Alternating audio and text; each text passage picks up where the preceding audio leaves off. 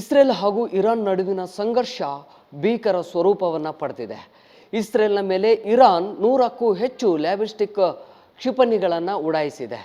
ಈ ಮಧ್ಯೆ ಕನ್ನಡಿಗರು ಕೂಡ ಆತಂಕಕ್ಕೆ ಒಳಗಾಗಿದ್ರು, ಸಂಕಷ್ಟಕ್ಕೆ ಒಳಗಾಗಿದ್ರು. ಈ ಸಂಕಷ್ಟದಿಂದ ಪಾರಾಗಿ ಬಂದಂತಹ ಕನ್ನಡಿಗರೊಬ್ಬರಿದ್ದಾರೆ, ಅವ್ರನ್ನೇ ಮಾತನಾಡಿಸ್ತಾ ಹೋಗ್ತೇನೆ. ಸರ್, ಮೊದಲಿಗೆ ನಿಮ್ಮ ಧೈರ್ಯಕ್ಕೆ ಮೆಚ್ಚಬೇಕು. ಹೇಗಿತ್ತು ಅಲ್ಲಿನ ಸಿಚುವೇಶನ್? ಎಲ್ಲಿಂದ ಟ್ರಾವೆಲನ್ನು ಸ್ಟಾರ್ಟ್ ಮಾಡಿದ್ರಿ? ನಾವು ಪರ್ಟಿಕ್ಯುಲರ್ ಆಗಿ ಝೂರಿಕ್ಕಿಂದ ದುಬೈಗೆ ಬರಬೇಕಾಗಿತ್ತು. ಆನ್ ದಿ ವೇ ಬರ್ತಾ ಇನ್ನೇನು ಸ್ವಲ್ಪ ಒಂದೂವರೆ ಗಂಟೆ ಇರ್ಬೋದು ನಾವು ದುಬೈ ಸೇರೋದಕ್ಕೆ.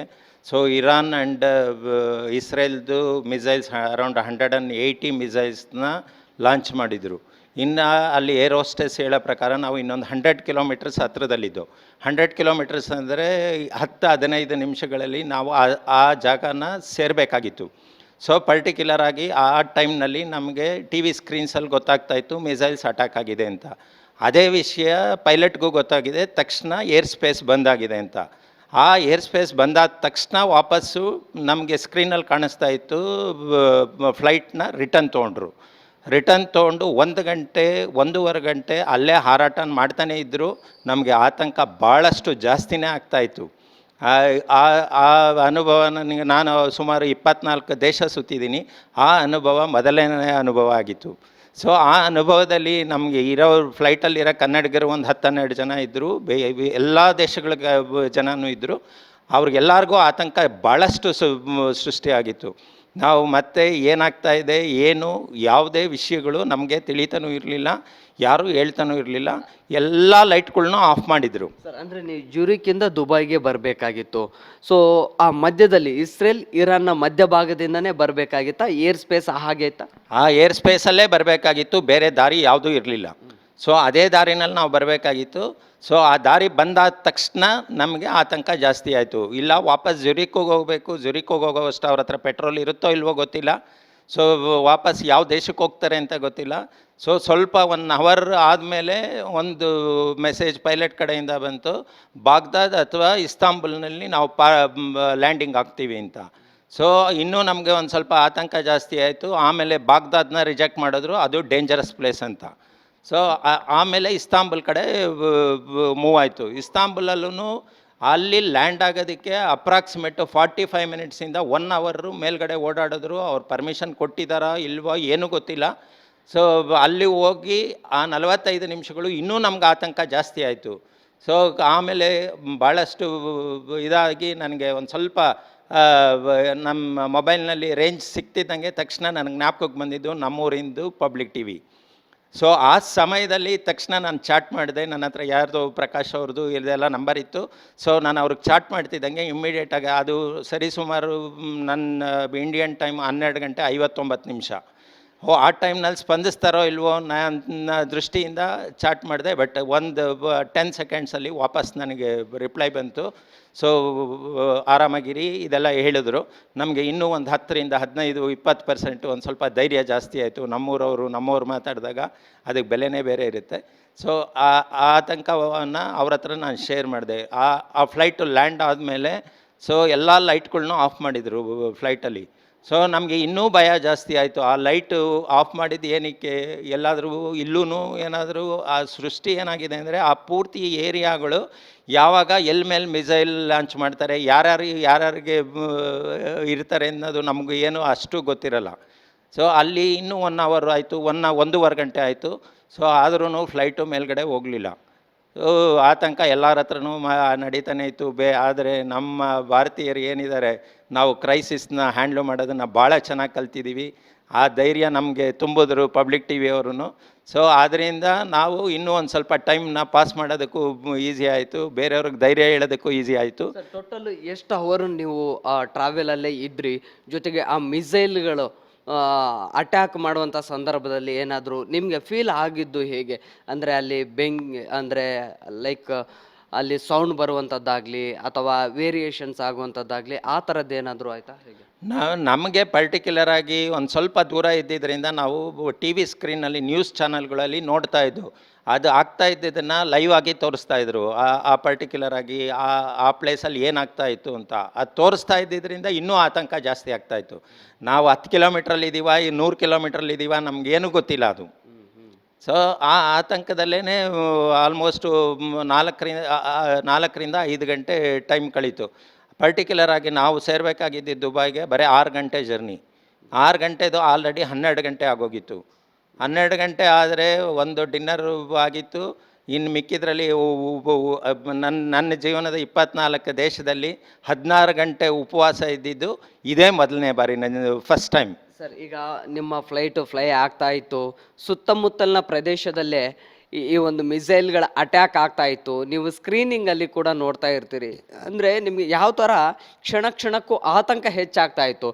ಲೈಕ್ ನಾವು ಇನ್ನೂ ಹತ್ತಿರಕ್ಕೆ ಹೋಗ್ತಾ ಇದೀವ ಅಥವಾ ಹಿಂದಕ್ಕೆ ಹೋಗ್ತಾ ಇದೀವ, ಏನಾಗ್ತಾ ಇದೆ, ಬಂದು ಏನಾದರೂ ನಾವು ಲಾಕ್ ಆಗ್ತಾ ಇದೀವ ಅನ್ನುವಂಥದ್ದು. ಅದನ್ನು ಹೇಗೆ ನೀವು ಅದನ್ನು ಅರಗಿಸ್ಕೊಳ್ಳೋಕ್ಕೆ ಆಗೋದಿಲ್ಲ, ಆ ಸಿಚುವೇಶನ್ನ ನೀವು ಹೇಗೆ ಫೇಸ್ ಮಾಡಿದ್ರಿ? ಅದೇ ಆತಂಕ ಭಾಳಷ್ಟೇ ಇತ್ತು. ನಾವು ಅಲ್ಲಿಂದ ಆಚೆ ಬರ್ತೀವಿ ಅನ್ನೋದೇ ನಮಗೆ ಗೊತ್ತಿಲ್ಲ. ಸೊ ಅಲ್ಲಿ ಆ ವಿಷಯಗಳೇ ನಮಗೆ ಶೇರ್ ಮಾಡೋರು ಯಾರೂ ಇಲ್ಲ. ಸೊ ಅವರು ಎಲ್ಲನೂ ನಮ್ಮ ಆತಂಕಗಳು ಜಾಸ್ತಿ ಆಗುತ್ತೆ ಅಂತಲೇ ಫ್ಲೈಟ್ನವರು ನಮಗೆ ಯಾವ ವಿಷಯನೂ ಶೇರ್ ಮಾಡ್ತಾ ಇರಲಿಲ್ಲ. ಸೊ ನಮಗೆ ಅವ್ರು ಶೇರ್ ಮಾಡಿ ನಮಗೆ ಧೈರ್ಯ ತುಂಬಿದ್ರೆ ಅಟ್ಲೀಸ್ಟ್ ಏನಾದರೂ ಅದು ಯಾವುದೂ ಇಲ್ಲ. ಸೊ ನಮ್ಮಷ್ಟಿಗೆ ನಾವೇ ಸಮಾಧಾನ ಮಾಡ್ಕೋಬೇಕಾಗಿತ್ತು ಅಂಥ ಪರಿಸ್ಥಿತಿ. ಓಕೆ, ಈಗ ಫ್ಲೈಟ್ನ ಎಲ್ಲ ಲೈಟ್ಸ್ಗಳು ಕೂಡ ಆಫ್ ಮಾಡ್ತಾರೆ. ಎಲ್ಲಿ ಅಟ್ಯಾಕ್ ಮಾಡ್ತಾರೋ ಈ ಲೈಟ್ಸ್ದು ಏನಾದರೂ ಗುರುತು ಏನಾದರೂ ಗೊತ್ತಾದರೆ ಎಲ್ಲಿ ಅಟ್ಯಾಕ್ ಆಗುತ್ತೋ ಅನ್ನುವಂತಹ ಆತಂಕ ಕೂಡ ನಿಮಗೆ ಏರ್ ಹೋಸ್ಟರ್ಸ್ ಕೂಡ ಹೇಳ್ತಾರೆ. ಸಮಾಧಾನ ಪಡಿಸುವಂಥದ್ದು, ಧೈರ್ಯ ತುಂಬುವಂಥ ಕೆಲಸವನ್ನು ಕೂಡ ಮಾಡ್ತಾರೆ, ಆದರೂ ಕೂಡ ಆತಂಕ ಹೆಚ್ಚಿರುತ್ತೆ. ಸೊ ಆ ಟೈಮಲ್ಲಿ ಬೇರೆ ಬೇರೆ ದೇಶದ ಪ್ಯಾಸೆಂಜರ್ಸ್ಗಳು ಕೂಡ ಇರ್ತಾರೆ. ಅವ್ರು ಹೇಗೆ ಪ್ಯಾನಿಕ್ ಆಗಿದ್ರು, ಜೊತೆಗೆ ಸಿಚುವೇಶನ್ ಹೇಗಿತ್ತು ಸರ್ ಒಳಗಡೆ? ಅಲ್ಲಿ ಎಲ್ಲರೂ ತಲೆ ಮೇಲೆ ಕೈ ಇಟ್ಕೊಂಡಿದ್ರು. ಪ್ಯಾನಿಕ್ ಅಂದರೆ ತಲೆನೋವು ಶುರುವಾಯಿತು. ಪರ್ಟಿಕ್ಯುಲರಾಗಿ ನನಗೇನೆ ನನ್ನ ಹಾರ್ಟ್ ಬೀಟ್ ಜಾಸ್ತಿ ಆಯಿತು. ತಲೆ ಮೇಲೆ ತಲೆ ಹಂಗೆ ಅದುಮ್ಕೊಂಡು ಬಟ್ಟೆ ಕಟ್ಕೊಂಡಿದ್ದೆ. ಸೊ ಪರ್ಟಿಕ್ಯುಲರಾಗಿ ಏನಾಗುತ್ತೆ ಅಂತಲೂ ಗೊತ್ತಿಲ್ಲ. ಅಟ್ಲೀಸ್ಟ್ ನೆಕ್ಸ್ಟ್ ಏನಾಗುತ್ತೆ ಅನ್ನೋದು ನಮಗೇನಾದರೂ ಗೊತ್ತಾದರೆ ಪರವಾಗಿಲ್ಲ. ಏನು ಗೊತ್ತಿಲ್ಲದಾಗ ಟೈಮ್ನಾಗ ಒಂದೊಂದು ಸೆಕೆಂಡ್ ಪಾಸ್ ಮಾಡೋದು ಭಾಳ ಡಿಫಿಕಲ್ಟ್ ಇದೆ ಆ ಟೈಮ್ನಲ್ಲಿ.